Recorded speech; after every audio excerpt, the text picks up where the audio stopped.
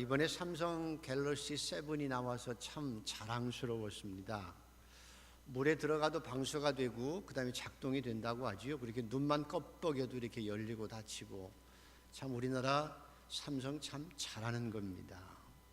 근데 이번에 배터리 그 폭발로 인해서 리콜한다고 하는데 2조 4천억 원이 4,700억이 든다고 그러고요. 그 부품 다시 재사용해서 만들어내도 1조 원에서 1조 5천억 원이 손해가 된다고 그래요. 속상하지요? 속상합니다. 근데 더 속상한 것은 그 1조 원이나 1조 5천억 원의 손해보다도 삼성 브랜드의 그 이름이 좀 실추될까 봐 더 안타깝고 속상합니다. 여러분은 나라와 민족을 위해서 기도할 때 기업을 위해서도 기도하셔야 합니다. 기업이 잘 되도록, 그래서 세계에서 앞서가는 기업들이 한국에 많아질 수 있도록 기도하셔야 합니다. 그 기업들이 잘 돼야 우리 서민들도 그래서 먹고 살 수 있기 때문에 기업하는 분들을 위해서도 회사를 위해서도 기도 많이 하실 수 있는 성도들이 되고, 기업들이 또 돈 많이 벌어서 부자들이 그 번 돈을 보람 있게 본인들도 행복하게 쓸 수 있도록 사회 속에서 배려도 해야 돈 버는 기쁨도 있기 때문입니다.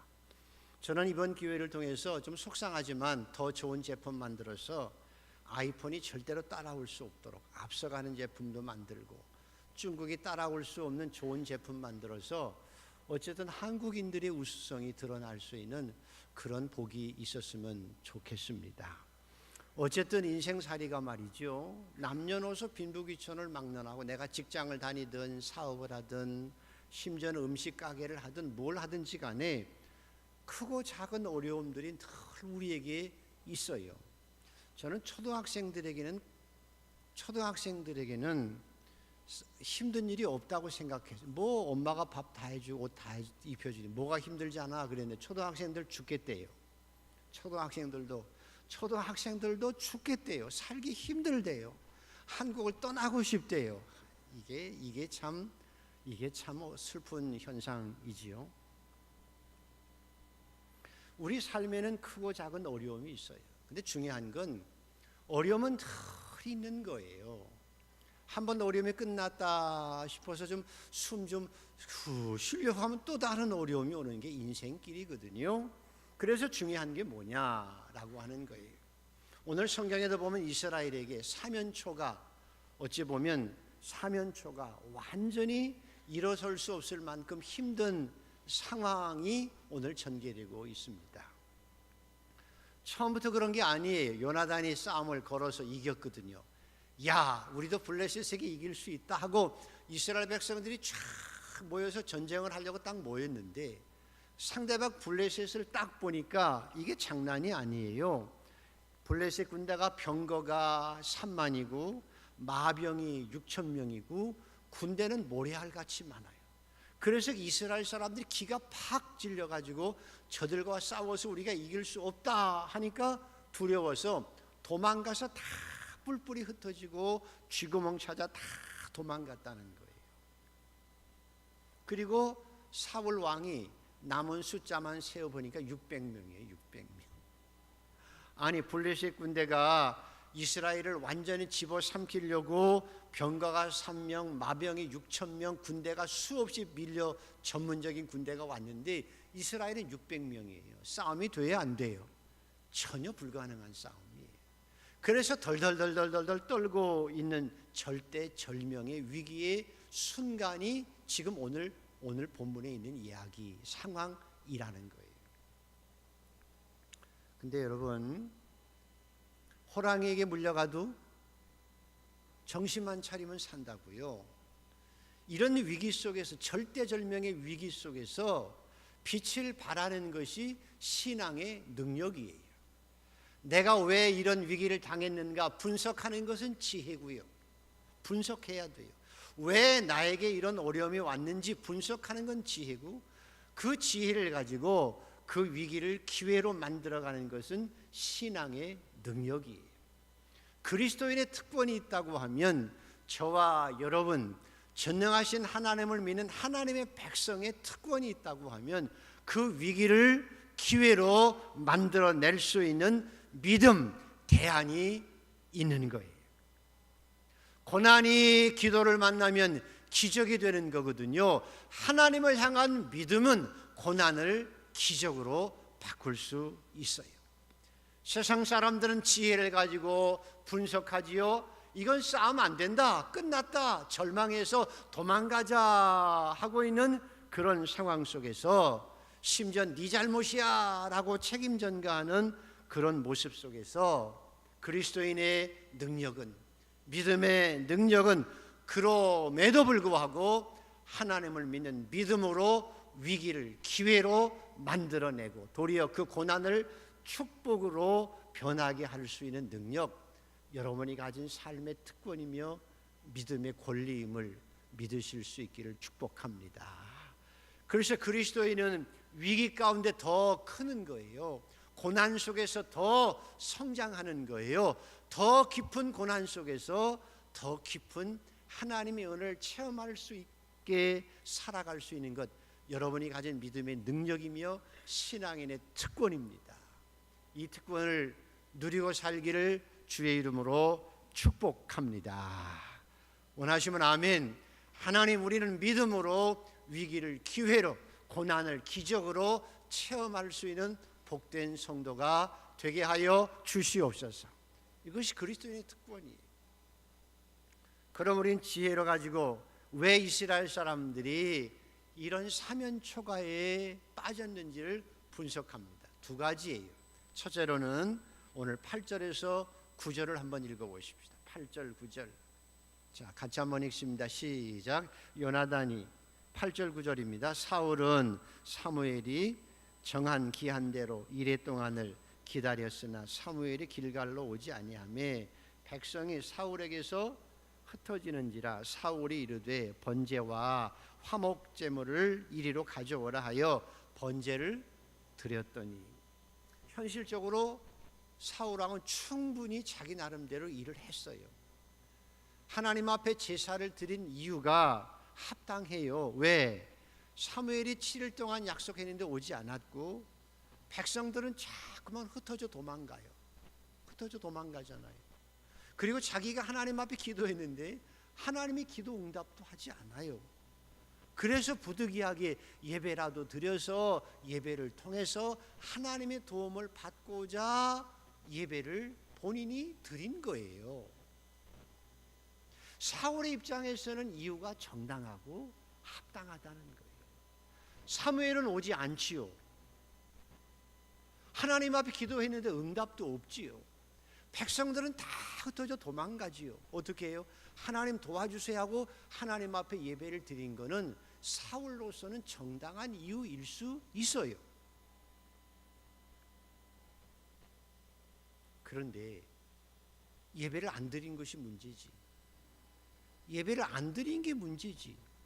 예배를 드린 게 왜 문제예요?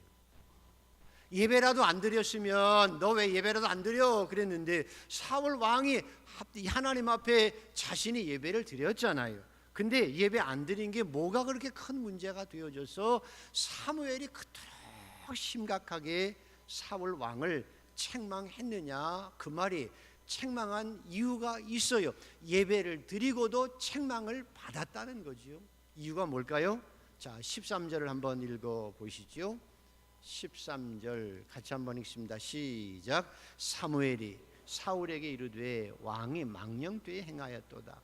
왕의 하나님 여호와께서 왕에게 내리신 명령을 지키지 아니하였도다. 그리하였더라면 여호와께서 이스라엘 위에 왕의 나라를 영원히 세우셨을 것이거늘.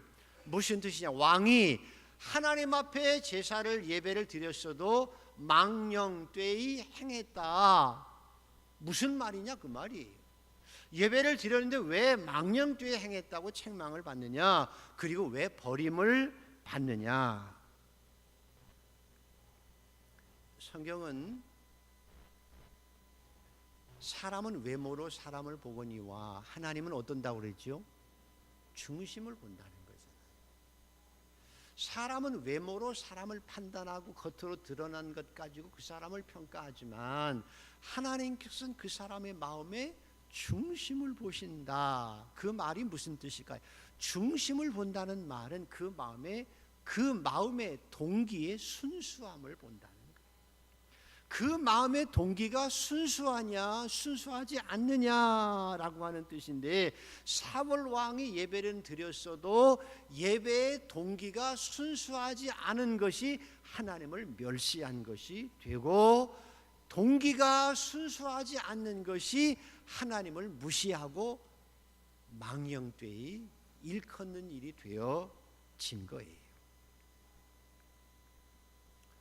사울 왕이 왜 망령되이 되었느냐, 왜 하나님을 무시한 것이냐, 그 말은 예배를 드린 동기가, 예배를 드린 마음의 동기가 순수하지 않은 거예요. 왜?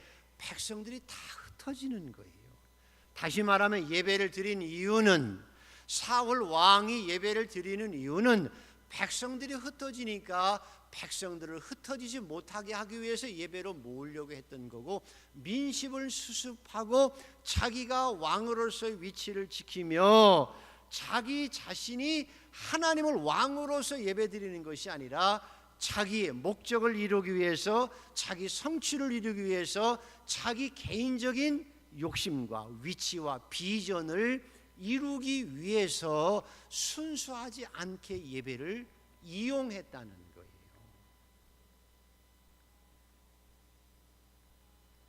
요한복음에 말씀하잖아요. 하나님은 무엇이니? 영이시니. 하나님은 영이시니 너희가 영과 진리로 예배할지니라. 너희 몸을 하나님이 기뻐하시는 거룩한 산제사로 드리라. 이는 너희의 드릴 영적 예배니라. 하나님 예배는 하나님께 우리 자신을 순수하게 마음과 뜻과 모든 걸 다 드리는 제사예요. 하나님께 우리를 드리는 제사라니, 우리 자신을 하나님 앞에 드려서 섬기는 게 예배임에도 불구하고, 사울 왕은 예배를 드리는 동기가 하나님을 순수하게 섬기려고 하는 것이 아니라 예배를 통해서 민심을 수습하기 위해서, 도망가는 사람들을 끌어모으기 위해서, 자기 필요를 위해서 하나님을 이용한 거예요. 다시 말하면 하나님을 마음의 중심 속에서 사랑하고 존귀하게 여기는 마음으로 하나님을 왕으로 섬기기 위해서 예배를 드리는 것이 아니라 내 필요를 따라서 하나님을 뭐처럼, 마치 머슴처럼 자기 자신의 필요를 따라서 이용한 거라 그 말이. 그것은 하나님을 무시한 거예요. 그래서 하나님을 망명되이 일컬었기 때문에 예배를 드리고도 망하는 거예요. 오늘 우리의 현실은 사실 세상 사람들은 그렇게 살아요. 누가 뭐라고 해요? 자기 자신의 목적을 위해서, 자기 자신의 성취를 위해서, 자기 자신의 비전을 이루기 위해서 수단과 방법을 가리지 않아요. 심지어는 자기 목적을 위해서 어떤 사람들은 사람을 죽이기도 하고, 사람을 위해서 모함하기도 하고, 사람을 헐뜯기도 해요. 딴지 걸기도 해서 자기 성취를 위해서, 자기 비전을 위해서 수단과 방법을 가리지 않고 자기 목적을 이루는 것이 성공이라고, 그리고 행복이라고 생각하고 살아가는 세대 속에서 우리 그리스도인들도 그와 같이 살아갈 수 있다니까요. 예배도 마치 그런 것처럼 드리기 쉽다니까요. 성경은 분명히 말씀하세요. 나를 존귀케 하는 자를 내가 존귀케 할 것이지만 나를 멸시하는 자를 내가 경멸하리라 말씀하는 것처럼, 사울 왕은 예배를 드렸으면서도 하나님을 정말 왕으로 섬기려고 한 것이 아니고 하나님을 우습게 여기고 자기 필요를 따라서 하나님을 마치 머슴처럼 자기 목적을 위해서 이용하려고 한 것이 하나님을 망명되이 일컬었다 말하는 거예요. 오늘도 여러분이 신앙생활하면서 정말 하나님을 왕으로 섬기고 살아가는 여러분 모두가 되기를 축복합니다. 그렇지 않으면 마지막에 어떤 꼴이 주어지는가 하면, 예수님께 심판의 때 얘기합니다. 많은 사람들이 주여 주여 하면서도 내가 주의 이름으로 귀신도 내쫓고, 내가 주의 이름으로 선지자 노릇도 했습니다, 내가 주의 이름으로 큰 일도 했습니다 라고 말하지만 주님께서 나는 너를 모른다고 해요. 왜? 자기 목적을 위해서 하나님을 이용한 것이지, 자기 필요를 위해서 하나님을 선용한 것이지, 하나님을 정말 왕으로 섬긴 게 아니라는 거예요. 내 인생의 목적을 위해서 하나님을 왕으로 섬기는 것이 머슴처럼 부리고 산 거예요. 필요할 때만 하나님을 머슴처럼 부리고 산 거예요.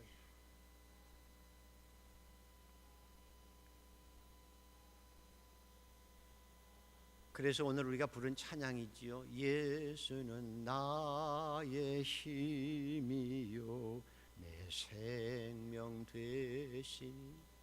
그 고백이 중요하다는 거예요. 내가 아무리 능력이 있어도, 내가 아무리 세상에서 큰 자라고 할지라도 다윗처럼 큰 자가 어디 있어요? 명망 있는 왕이었어도, 군대도 많이 있었어요. 그리고 백성들에게 존경받는 왕이고 그만큼 분별력 있는 왕도 없었어요. 그러나 그 다윗은 하나님 앞에 늘 고백해요. 하나님 왕이 여호와를 의지하오니 하나님의 구원의 힘으로 내가 기뻐한다는 거거든요. 내가 비록 왕이지만 내가 명정권자예요. 능력이 있어요. 그래도 나는 하나님 앞에 어린아이와 같이 불구하는 하나님의 백성이고 하나님은 나의 왕이시라는 거예요.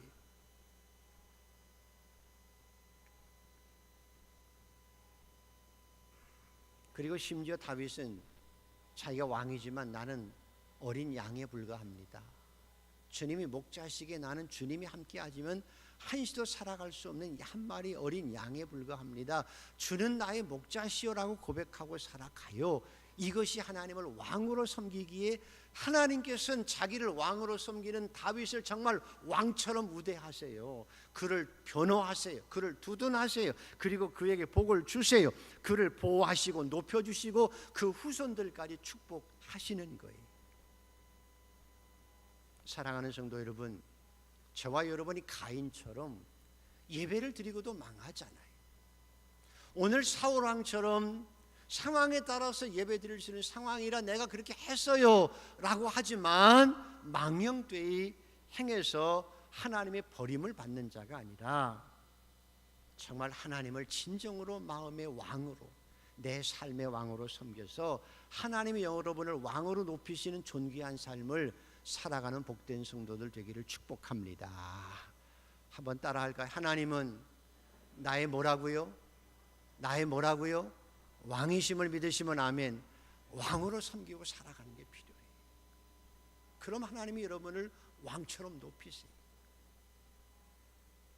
이스라엘은, 사울은 그렇지 않아서 실패한 거예요. 하나님의 마음이 무엇인지를 알면 우리는 하나님을 왕처럼 섬기고 살아갈 수 있어요. 하나님의 마음이 뭐냐? 아브라함이 말씀하기를 내가 너를 무릎을 꿇고 섬겨 살아도 너를 복이 되게 하고 큰 민족을 이루고 너를 복의 근원으로 만들겠다라고 하는 것이 하나님의 마음이, 그 하나님의 마음은 오늘도 변함이 없어요. 그래서 세상에서 살아가는 하나님의 백성들은 오늘 삶 속에 안주하지 않아요. 어떻게 하면 하나님이 왕으로 섬기며 이 땅에 하나님의 뜻을 펼쳐갈까를 생각해서 안주하지 아니하고 새로운 하나님의 뜻을 펼쳐가기 위해서 노력하며 하나님의 뜻을 알기 위해서 기도하며 그리고 열심히 노력하며 살아가는 거예요. 평안한 세대 속에서 더 하나님의 나라를 펼쳐가는 거고, 시대가 어려울수록 더 빛을 발하며 살아가기 위해서 자신을 희생하면서라도 하나님이 원하시는 길을 걸어가려고 몸부림치는 것이 신앙인이에요. 그래서 역사의 주인이신 하나님과 함께 가기 때문에 그리스도인은 언제 어디서나 선한 일을 하고 살아갈 뿐만 아니라 그리스도인은 세상에서 앞서가며 살아갈 수 있는 거예요. 그래서 시대 속에서 그리스도인은, 참된 그리스도인은 언제나 앞서갔어요. 참된 신앙인은 언제나 세상에서 선한 영향력을 끼치며 세상의 빛과 소금으로 등대처럼 이 땅을 살아간 거예요. 여러분도 그렇게 되기를 주의 이름으로 축복합니다. 그래서 보세요.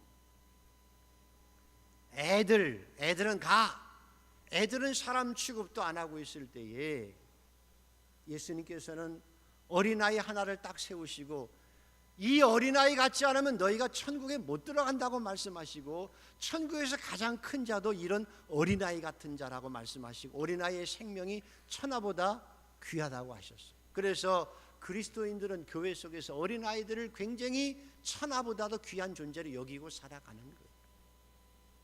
여러분의 어린아이들을 그렇게 귀하게 여겨야 돼요.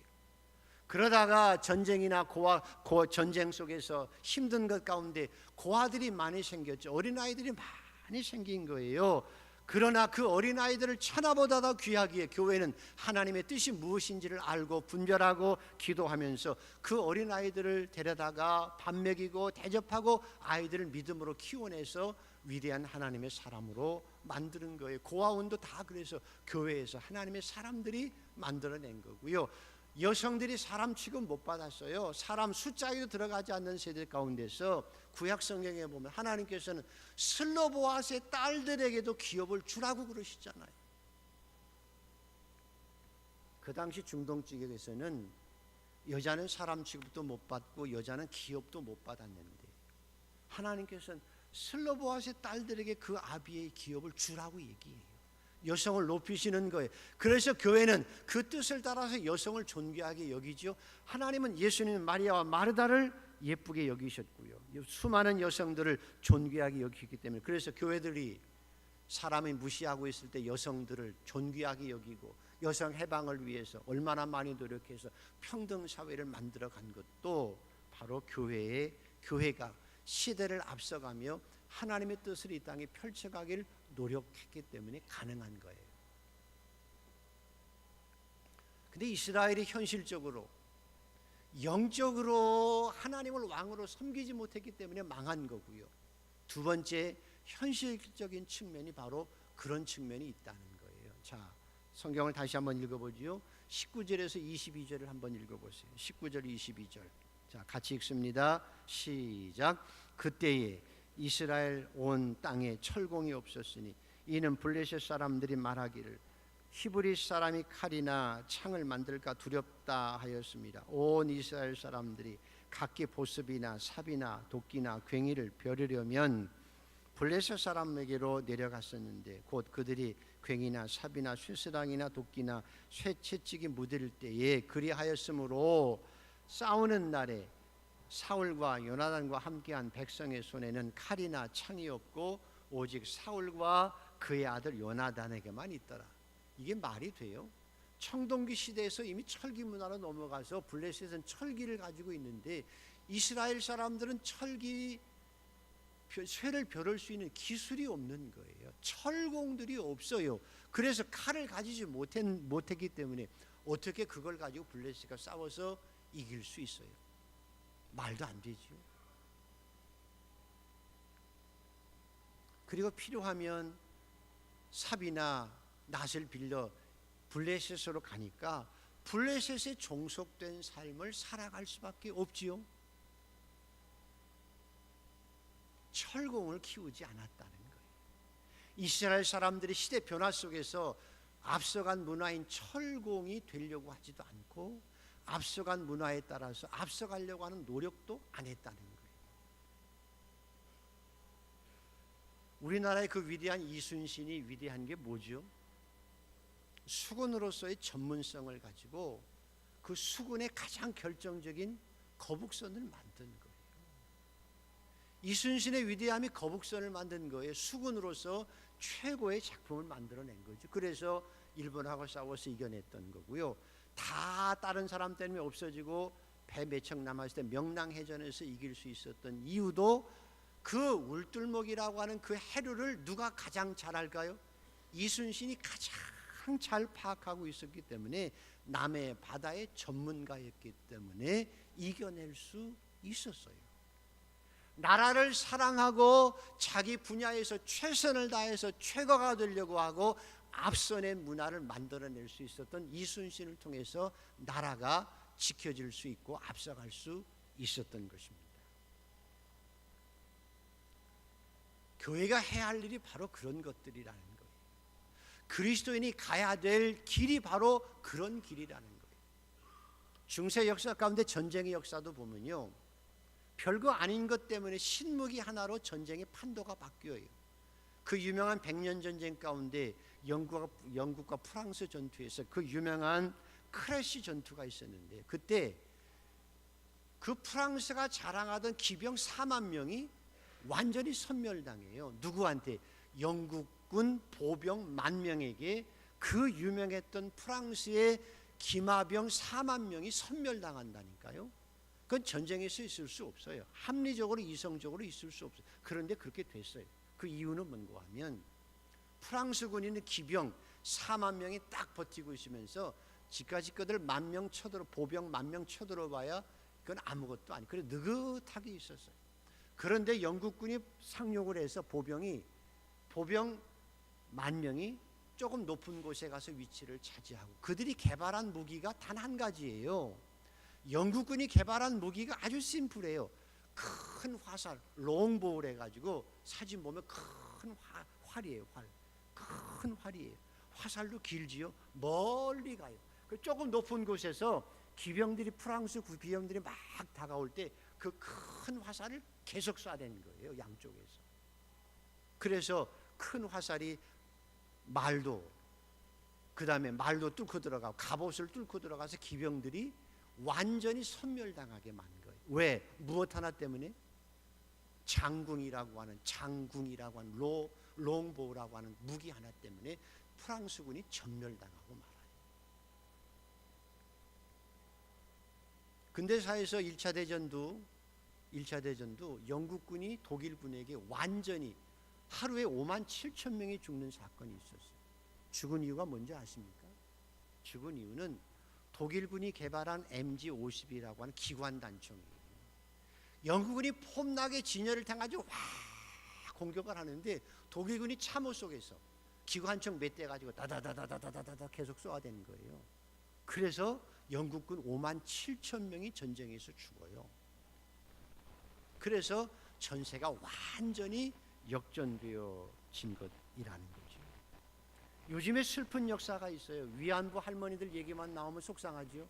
가슴이 찡하고 너무 속상하고 때려 죽이고 싶은 마음도 있어요. 일본 사람들을. 저렇게 나쁜 사람들이 있나 그러고 싶은 생각이 아직까지도 부정하고 있는 모습 보면 속상하죠. 그런데 왜 그런 아픔의 역사가 우리나라에 있었냐 그 말이에요. 우리나라가 옛날에는 일본보다 훨씬 문화가 앞장서고 무기도 앞장서서 다 전수해 주었는데, 그동안 우리는 그 문화를 가지고 가만히 있었고 전수해지도 않았고 좀 더 앞선 걸 개발하려지 않고 안주하고 있었잖아요. 그런데 외놈이라고 하는 일본 사람들은 신문물을 받아들여서 신무기를 개발해서 쳐들어왔기 때문에 우리가 일본에게 종속될 수밖에 없고, 36년의 식민지뿐만 아니라 위안부 할머니들이 지금까지 고통당하는 그 뼈아픈 역사, 일본에게 종속되던 역사는 왜요? 우리가 철공이 되지 못하고 앞서가지 못하고 우리 후세들에게 철공을 키워내지 못한 선조들의 잘못 때문에 그런 종속된 삶을 살아갈 수밖에 없었던 것입니다. 일본이 믿기도 하지만 부러운 게 있잖아요. 자 보세요. 내가 모밀 장사를 해요. 모밀국수. 아버지도 모밀국수 했어요. 할아버지도 모밀국수 했어요. 고조 할아버지도 증조 할아버지도 모밀국수. 그걸 자랑으로 생각하고 그것을 우대해 줄 수 있는 사회예요. 쟁이들을 우대해 줄 수 있는 사회라니까요. 인정해 줄 수 있는 사회라는 거죠. 세상에서 앞서갈 수 있는 비결이 뭐예요? 전문화된 사회 가운데서 그리스도인이 최고의 전문가가 되어야 되고, 안주하지 않고 앞서갈 수 있는 노력을 하고 자신이 철공이 되어지고 후세들을 철공으로 키워낼 수 있는 능력. 그래서 교회에서 해야 될 일은 다니엘 같은 기도회의 철공들을 키워내는 거예요. 장로님들, 권사님들의 기도의 철공이 되어지는 거예요. 말씀에서는 절대 뒤지지 않는 말씀의 철공들이 되어지는 것이고, 우리 자녀들을 사회 속에서도 종속되지 않고 뒤따라가면서 비실비실대며 살지 않고 앞서갈 수 있는 능력을 키울 수 있도록. 그래서 주님이 말씀하시잖아요. 너희가 지혜가 부족하거든 구하라. 꾸짖지 않고 하나님께 주신다고 말씀하잖아요. 전능하신 하나님께서, 역사의 주인이신 하나님 앞에 우리가 기도하는 능력을 키워주면 그 전능하신 하나님이 주시는 지혜와 능력을 가지고 우리는 세상의 역사의 주인이신 하나님과 발맞춰 가면서 세상을 반드시 앞서갈 수 있는 거예요. 지난주에 제가 신문을 보면서 놀랬던 것 하나가 있는데요. 지난 29일 미국 샌프란시스코에서 있었던 싱귤레리티 유니버시티 글로벌 서밋이라고 하는 모임이 있었는데요. 거기에 싱귤레리티 유니버시티 창업자인 피터 디아만디스라고 하는 회장이 몇 가지 얘기를 했어요. 자, 여러분 싱귤레리티가 무슨 말인지 아시나요? 젊은 분들은 아시나요? 싱귤레리티가 뭔고 하면 인간이 만든 로봇, 컴퓨터가 인간의 지능을 넘어선 거예요. 지금도 알파고가 인간의 지능을 넘어섰지만 감정이나 이런 걸 못하잖아요. 그런데 싱귤레리티라고 하는 말은 뭔가 인간이 지능적으로나 모든 면으로 인간을 앞서는 그 순간을 싱귤레리티라고 얘기해요. 그래서 터미네이터 영화에 나오는 것처럼 우리가 우리보다 우수한 컴퓨터 비서를 내 옆에 두고 같이 걸어 다니면서 그 비서의 도움을 받을 수 있는 시대가 싱귤레리티 시대로 넘어가는 거거든요. 재밌겠죠? 나보다 똑똑하고 판단도 빠르고 강력한 능력이 있는 비서를 로봇으로 두고 살아가는 게 재밌지 않겠습니까? 그런 시대가 언제 올까요? 그런 시대가 언제쯤 우리에게 다가올까요? 라고 할 때 그분은 그렇게 얘기했어요. 2030년이면 가능하다. 몇 년 남았어요? 14년 남았어요. 그러니까 조금 더 오래 사세요, 여러분. 조금 더 건강하게 오래 살면 젊은 사람들은 뭐 터미네이터 같은 로봇도 친구로 삼고 살아갈 수 있는 시대가 오는 거지요. 잘못하면 그 기계인간 로봇으로 인해서 우리가 뭐예요? 종속될 수 있어요. 인간이 종으로 전락할 수 있는 시대가 이제 얼마 남았어요? 2030년 얼마 남지 않았다는 거예요. 그리고 그분이 얘기하기를 그래서 사회는 앞으로 점진적 변화가 아닌 익스폰텐셜 급진적으로 기하급수적으로 변하게 되어질 것이다. 앞으로 그 싱귤레리티가 오는 그 시대, 앞으로 10 몇 년 남은 그 시간에 없어질 직업들이 많이 생긴다는 거죠. 뭐가 없어질까요? 택시, 버스, 트럭 운전사, 중장비 운전사들은 없어진다는 거예요. 여러분 지금도 조금 있으면 무인 자동차가 나오는데 저게 지금은 시험적으로 나오지만 앞으로 2020년 한 5년 후면 상용화될 거라고 얘기하잖아요. 5년 후면 무인 자동차가 상용화되어지니까 택시 운전사, 버스, 트럭 운전사, 택배 기사, 발레 파킹 없어지고 드론이 와서 다 물건 왔다 갔다 다 해줘. 택배 기사도 없어진다는 거죠. 교통방송 리포터 할 필요 없어요. 이미 다 버스가 알아서 하고 자동차가 다 알아서 하는데 교통방송 의미가 없다는 거죠.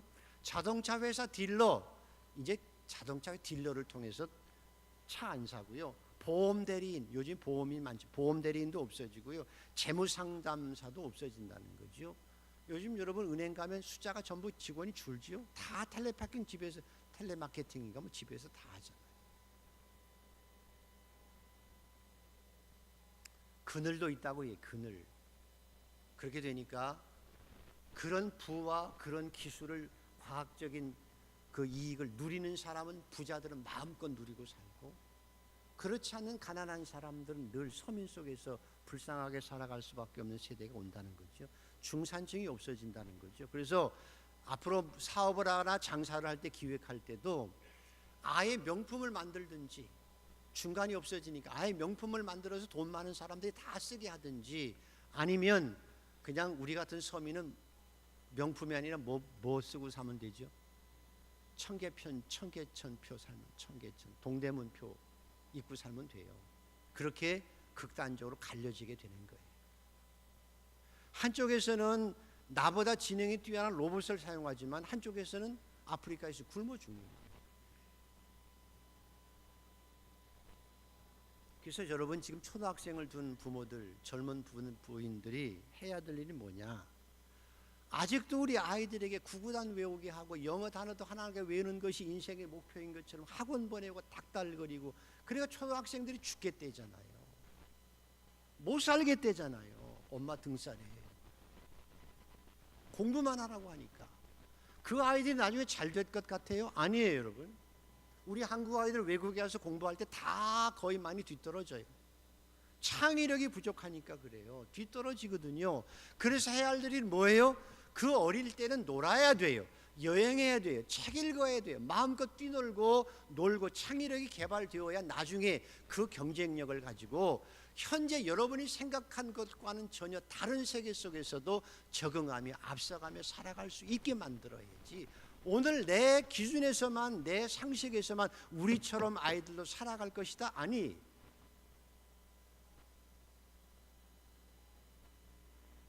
자, 말씀의 결론을 내려고 해요. 하나님은 창세기부터 지금까지 아브라함에게도 내가 너에게 복을 주어 너를 창대케 할 것이며 너는 복의 근원이 되고 복의 통로가 되라. 이것이 하나님의 마음이라니까요. 그리스도인이 뒤터져 가면서 맨날 종속되어서 종처럼 끌려다니기를 원치 않는 거예요. 그리스도인은 역사의 주인이신 하나님, 천지를 창조하신 하나님과 함께 그에게 기도하며 그 말씀의 능력을 가지고 세상을 앞서가며 세상을 선도해가며 이 세상에서 빛처럼 소금처럼 등대처럼 살아갈 수 있는 특권과 권리가 우리에게 있어요. 여러분에게 주어진 특권이라는 거예요. 어려움이 오면 올수록 하나님 앞에 기도해서 고난 속에서 기도해서 더 큰 기적을 만들어낼 수 있는 능력이 그리스도인이 가질 수 있는 특권이라니까요. 그래서 이 땅에 하나님의 나라를 이루어가고 세상에 빛되어 소금되어 살아가야 하는 거예요. 그것을 위해서 저와 여러분이 해야 할 일이 기독교인의 존재감이 무엇이며 교회가 해야 할 일이 무엇이냐는 거예요. 반복되지만 전능하신 하나님, 천지를 창조하신 하나님, 우리의 머리카락 하나까지 헤아리신 하나님, 여러분을 사랑하셔서 십자가에 죽으시기까지 하신 그 하나님을 왕으로 섬기고 살아가는 성도가 되기를 축복합니다. 왕으로 섬겨야 하나님은 여러분을 왕으로 대접하실 거예요. 지혜도 주셔서 앞서가게 하실 거예요. 그래서 그 하나님의 마음을 알고 지혜가 부족하거든 구하라고 말씀하시잖아요. 기도하는 백성을 통해서 이 땅에 앞서가게 하시며 철공이 되게 하시고 그래서 세상의 복의 근원으로 살아갈 수 있도록 만들어 주십니다. 두 번째로는 하나님의 사람들은, 그리스도인들은 세상에서 안주하면 안 돼요. 주저앉아 있으면 안 된다는 거예요. 그리고 내가 힘들어도 그 힘든 가운데 하나님이 주시는 지혜를 가지고 능력 있게 앞으로 나가서 위기를 기회로 만들어가는 철공들이 되어야 합니다. 우선 말씀의 철공들이 되어야 되고요, 기도의 철공들이 되어야 되고, 영적일 뿐만 아니라 세상에서 내가 있는 분야 속에서 남들보다 더 하나님의 뜻을 이루기 위해서, 어려운 사람들을 잘 섬기기 위해서 무엇을 해야 될 것인지를 기도하면서 내가 좀 더 앞서가며 이 시대의 빛이 되기 위해서 노력할 수 있어야 돼요. 내가 다른 사람보다 똑같은 분야에서도 한 발이라도 앞장서기 위해서 노력해야 한다는 거예요. 내가 철공이 되어져야 되고 다른 사람들을 철공으로 키워내는 일을 해야 하는 것입니다. 교회가 할 일이 뭘까요? 여러분, 예배에 목숨을 거세요. 예배를 드리고도 가인은 망하고 예배를 드리고도 사울 왕은 망령되이 일컬었다 그러잖아요. 예배가 내 수단과 내 삶의 방법을 위한 방법이 되거나 내가 하나님 앞에 내 마음을 온전히 드리지 못하고 순수하지 못한 마음 가지고 예배 드리면 망하는 거예요. 아무런 소용이 없어요. 진정 하나님을 왕으로 섬기고 하나님 앞에 예배에 목숨을 걸고 예배를 온전하게 드릴 수 있는 여러분 모두가 되기를 축복합니다. 앞으로 교회가 할 일은 교회 건물 크게 짓는 게 아니에요. 철공을 만드는 거예요. 내가 그리스도 안에서 철공을 세워가는 것이 중요합니다. 그래서 교회가 할 일은 사람을 키워내는 거예요. 교회 학교에 더 비중을 두어야 돼요. 그리고 내가 셀 가족들을 믿음으로 키워내는 일이에요. 캄보디아의 아이들을 위해서 학교를 지어가는 거예요. 사람을 키워내는 일, 이것이 바로 교회가 해야 할 일 가운데 하나입니다. 자, 하나만 팁을 얘기하고 말씀을 마칠게요. 그 유명한 빌 게이츠 저는 좋아해요.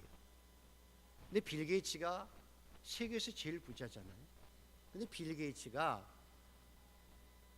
자기 저서전에 보면, 쓴 책에 보면 자기는 한 번도 세계 부자가 되는 꿈을 꾼 적이 없고 부자가 되게 해달라고 기도한 적도 없고 부자가 되려고 하는 마음이 있는 것도 아니었다고 그래요. 근데 어떻게 부자가 되었나? 컴퓨터를 좋아해서 컴퓨터를 사용하다 보니까 너무 편리하고 좋아요. 이 편리한 컴퓨터를 세상 모든 사람들이 나처럼 편리하게 사용할 수 있으면 얼마나 좋을까라고 하는 순수한 마음의 동기, 선한 마음 가지고 사람들도 나처럼 좋은 컴퓨터를 편하게 사용하려고 하기 위한 선한 마음, 동기가 순수하게 컴퓨터를 개발하기 시작했고 사람들이 좋아해서 부자가 될 수밖에 없었던 거예요. 그 유명한 죽었지만 스티브 잡스, 그는 자기가 시대적 영웅이 되려고도 생각하지 않고 부자가 되려고 생각한 적도 없다고 그래요. 근데 어떻게 그렇게 되어졌느냐? 그분도 똑같아요. 돈이 아니었어요. 돈이 아니었어요. 자기는 이 시대 속에서 정말 사람들에게 필요한 것이 무엇인지를 주고 싶었다는 거예요. 10년 전만 해도요, 클라우드 얘기하면 무슨 소리야 저거? 여러분 클라우드가 뭔지 아시죠? 젊은이들은 다 알죠? 정보를 다 네이버 클라우드에 올려놓으면 나중에 다 갖다 쓸 수 있잖아요. 이게 뭔 소리냐? 무슨 봉창 터지는 소리냐? 그랬어요. 그런데 지금은 클라우드 다 사용해요. 시대를 앞서가며 사람들에게 좀 더 편리한 삶을 주기 위한 순수한 동기에서 그걸 개발하기 시작했고, 그래서 그는 명망도 얻었고 부유업을 얻기도 했다는 거죠.